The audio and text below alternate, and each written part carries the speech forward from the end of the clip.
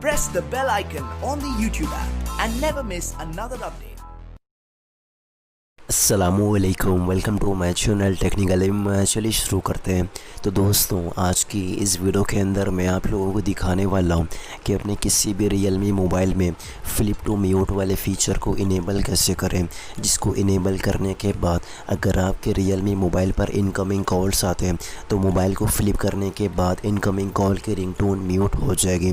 तो सबसे पहले आपको अपने मोबाइल की सेटिंग्स को ओपन करना है और नीचे की तरह स्वाइप करने के बाद आपको कन्वीनियंस टूल्स वाले ऑप्शन पे क्लिक करना है। अब यहाँ लास्ट में आपको जेस्चर्स एंड मोशंस का एक ऑप्शन मिल जाता है। इस पर जाने के बाद आपको दूसरे नंबर पे स्मार्ट कॉल वाले ऑप्शन पे क्लिक करना है। तो दोस्तों, यहाँ पर आपको कॉल के बहुत सारे सेटिंग्स मिल जाएंगे। तो आपको लास्ट में flip to mute incoming calls वाले फ़ीचर को इनेबल कर देना है।